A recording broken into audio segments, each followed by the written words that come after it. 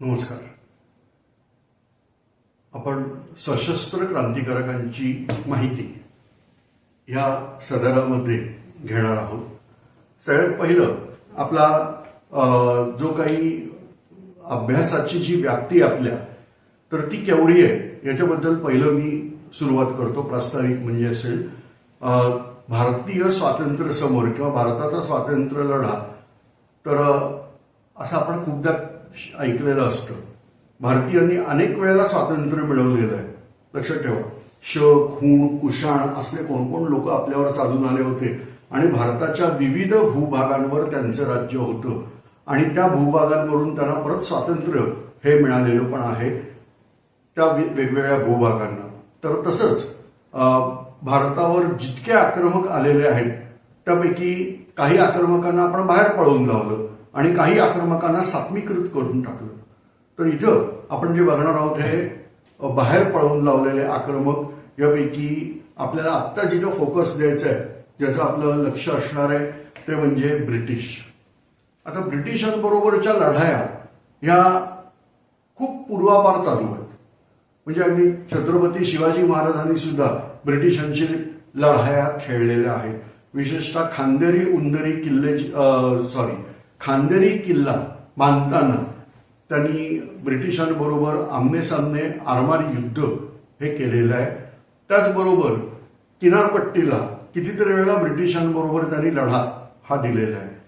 आता ह्या सगळ्या गोष्टी सांगायचं कारण का, तर ह्या सगळ्यांना आपण सशस्त्र क्रांतिकारक ह्या सदरामध्ये घेत नाही आहोत. याचं कारण म्हणजे ह्या वेळेला राज्य आपल्या लोकांचं होतं आणि ब्रिटिश घुसायचा प्रयत्न करत होते. सर्वसामान्यतेप्रमाणे आपण असं गृहीत धरतो की 1857 आपण ज्याला स्वातंत्र्य समर म्हणतो 1857चं, तर त्यानंतर कंपनीचं जे राज्य होतं, ब्रिटिश ईस्ट इंडिया कंपनीचं राज्य ते गेलं आणि त्या जागी ब्रिटिश पार्लमेंटचं राज्य सुरू झालं. तिथपासून जे राज्य आहे त्याला आपण प्रामुख्याने ब्रिटिशांचं राज्य म्हणजे ब्रिटिश पार्लमेंटचं राज्य असं आपण म्हणतो. आणि मग ह्या कालखंडापासून आपण जे स्वातंत्र्य युद्ध खेळलं गेलेलं आहे त्याचा समावेश भारतीय स्वातंत्र्य लढ्यामध्ये होतो. आता हा जो काही स्वातंत्र्य लढा आहे हा कसा कसा लढला गेला याच्यामध्ये सशस्त्र क्रांतिकारकांचा वाटा किंवा सहभाग हा कसा होता यावर आपल्याला लक्ष द्यायचे. त्यामुळे आता एक गोष्ट स्पष्ट असेल की 1857च्या आधीची सशस्त्र क्रांती, इव्हन 1857चं स्वातंत्र्य समर जे आहे तेही आपण आत्ता गृहीत धरत नाही आहोत.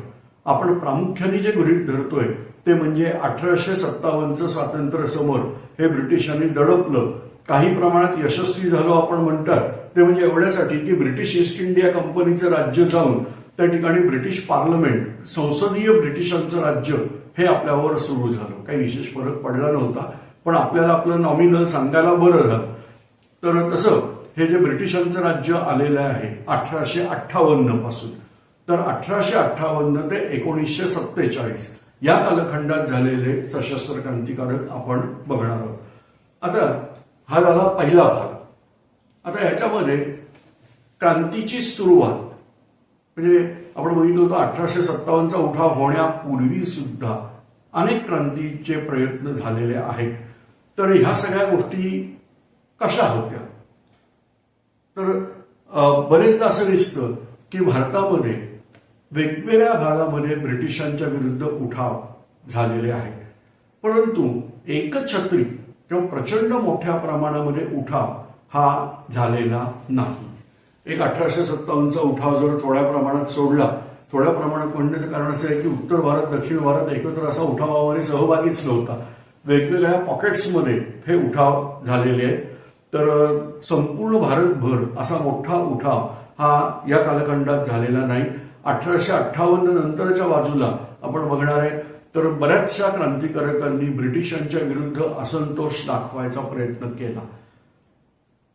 यामध्ये त्या सशस्त्र क्रांतिकारकांना माहिती होतं की आपल्या प्राणांची आहुती द्यावी लागणार आहे, परंतु ह्यामुळं ब्रिटिश शासनाला फार मोठा धक्का हा बसला नव्हता. काही प्रमाणात दहशत निर्माण करणं, काही प्रमाणामध्ये लोकांचा मान राखायला भाग पडणं, अशा काही गोष्टी ह्या मात्र नक्की या ठिकाणी झालेल्या आहेत.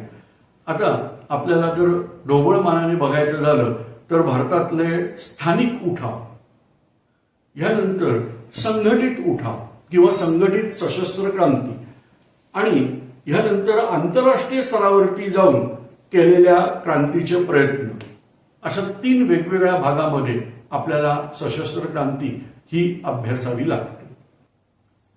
आपण आता सशस्त्र क्रांती ह्या मुद्द्यावर येणार आहे. आता इथे थोडासा एक भाग आपल्याला बघायचा आहे. म्हणजे उदाहरणार्थ प्लेगची साथ पुण्यामध्ये धुमाकूळ घालत होती आणि त्यांच्या जोडीला ब्रिटिश शासनही धुमाकूळ घालत होतं. आणि अशा वेळेला ह्या सगळ्याच्या पाठीशी म्हणजे स्थानिक लेवलवरची जी समस्या आहे ती म्हणजे रँड या नावाचा अधिकारी जुलूम करत होता कल्याण करण्याच्या नावाखाली. आणि मग अशा वेळेला रँडला गोळ्या घालून मारणं हे ही क्रांतिकार्यच आहे. कारण ह्यामुळं इथे एक ब्रिटिशांना धडा होता की जर कुठचा अधिकारी जुलूम करायला लागेल तर स्वतःच्या जीवाची पर्वा न करता या ठिकाणी त्याला गोळ्या घालून मारण्यात येतं. त्यामुळं हा जो भाग आहे ह्याला आपण क्रांतिकारी ह्याच सदरामध्ये धरणार आहोत. तसंच आद्य क्रांतिकारक वासुदेव बळवंत फडके यांनी केलेला संघटित उठाव हा ही क्रांतिकारी ह्याच सदरामध्ये येणार आहे. वासुदेव बळवंत फडके आणि चापेकर यांचा उद्देश हा वेगवेगळा आहे. तिथे चापेकरांचा उद्देश हा अतिशय स्पष्ट आहे की आपल्यावर जुलूम करणाऱ्याला संपवायचं, जेव्हा वासुदेव बळवंत फडक्यांचा उद्देश हा जुलूम करणाऱ्याला संपवायचं पण पद्धतशीरपणे. आणि जसं छत्रपती शिवाजी महाराजांनी पुण्यातून स्वराज्य निर्मितीचा प्रकार सुरू केला आणि बघता बघता उत्तर काळामध्ये जवळपास 2/3 भारताची सत्ता ही मराठ्यांच्या हातात आली, तर तसंच आपण क्रांतिकार्य हे पुण्याला धरून चालू करायचं आणि ब्रिटिशांचं राज्य हळूहळू संपवायचं, ह्या हेतूने केलेलं हे वासुदेव बळवंत फडक्यांचं कार्य आहे. आता ह्या सगळ्यामध्ये आपण एक एक घटना ह्या बघायला सुरुवात करणार आहोत. पैकी आपण सगळ्यात पहिल्यांदा जे बघणार आहोत तर याच्यामध्ये ह्या क्रांतिकारकांनी वापरलेली शस्त्र. आता याच्यात सहज आहे. सगळ्यात पहिलं म्हणजे चाकू, सुरी, तलवारी ही शस्त्रच आहेत. कारण ब्रिटिशांनी शस्त्रबंदीचा कायदा आणला होता आणि या निर्बंधामुळं आपल्याला शस्त्र बाळगता येत नव्हती. असं असताना सुद्धा काही जणांनी बंदुका मिळवल्या होत्या. यानंतर पिस्तूल वगैरे सुद्धा आपल्या क्रांतिकारकांनी मिळवली होती. त्याचबरोबर बॉम्ब बनवायचं तंत्र हेही आपण आणलं. आता बघा, बॉम्ब बनवायचं तंत्र याच्यावर एक थोडासा वादाचा मुद्दा असतो. तो म्हणजे तंत्र विकसित केलं का आणलं. तर याचं एक स्पष्ट उत्तर आहे यावेळेला की ज्ञात माहितीनुसार हे तंत्र आणलेलं आहे. याचे सगळ्यात पहिले प्रयोग हे बंगालमध्ये झाले. परंतु त्या तंत्रातून बनलेले जे बॉम्ब होते ते अति परिणामकारक नव्हते. त्याची जी विध्वंसक क्षमता होती ती कमी होती. आणि यानंतर अभिनव भारतच्या साह्याने हे तंत्र भारतात परत आणलं सेनापती बापट यांच्याद्वारे. आणि मग हे जास्ती प्रभावी बॉम्ब हे इथं बनवले गेले. अर्थात याच्या चाचण्या ज्या आहेत या मात्र स्वातंत्र्यवीर सावरकर लंडनला असताना त्यांनी स्वतः तिथं इंडिया हाऊसमध्ये बॉम्ब वगैरे बनवण्याच्या नोंदी या आपल्याला मिळतात. तर यातलं महत्वाचं शस्त्र आहे ते म्हणजे बॉम्ब. पण क्रांती म्हटल्यानंतर फक्त बंदुका, बॉम्ब, तलवारी असं नाही. ही साधनं आहेत.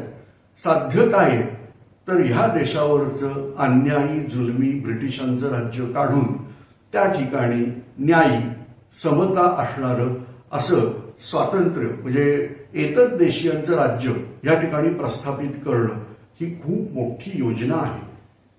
आता उदाहरणच द्यायचं झालं तर विविध क्रांतिकारकांना ब्रिटिशांना हुसकावल्यावर काय राज्य आणायचं या संदर्भात कल्पना बऱ्याच जणांच्या होत्या.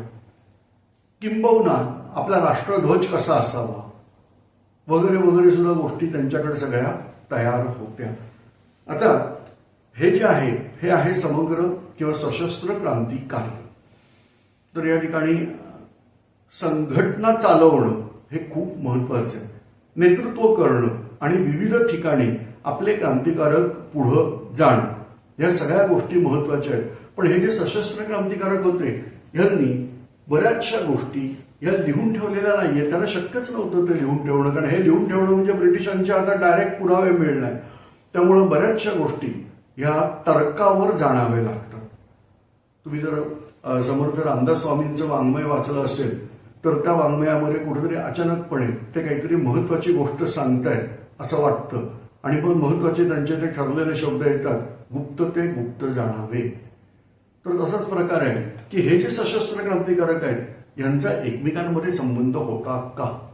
आता उदाहरणार्थ काही जणांना वाटतं की भगतसिंग आणि स्वातंत्र्यवीर सावरकर यांच्यात कनेक्शन होतं. हे खरोखर होतं का? असेल तर कशा स्वरूपाचं असेल? रासबिहारी बोस आणि स्वातंत्र्यवीर सावरकर यांच्यात कनेक्शन होतं का? लाहोरचा जो मोठा खटला हा गाजलेला खटला आहे. दुर्दैवाने आपल्याला शाळेच्या इतिहासात हा फारसा शिकवला जात नाही.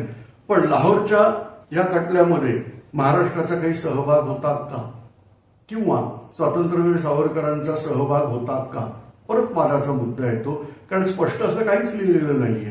पण आपल्याला त्याच्यात तर्क करायला खूप मोठी जागा असते आणि मग ह्या तर्काच्या आधारे आपण बऱ्याच गोष्टी सांगू शकतो. म्हणजे उपलब्ध पुरावे आणि तर्क, कारण सगळ्या गोष्टीचे सगळे पुरावे ठेवलेले नाहीत. काही पुरावे मिळतात, जसं सुभाषचंद्र बोस, नेताजी सुभाषचंद्र बोस आणि स्वातंत्र्यवीर सावरकर यांची भेट मुंबईमध्ये झालेली. मग ह्या संदर्भातलं एक छायाचित्र उपलब्ध झालं, मग हा मिळाला पुरावा. पण बऱ्याच गोष्टी अशा आहेत की ह्या सगळ्याच्या सगळ्या गोष्टी या पुरावे वगैरे अशा ठेवून केलेल्या नसतात. त्यामुळे आपल्याला तर्काधिष्ठित या ठिकाणी जावं लागतं.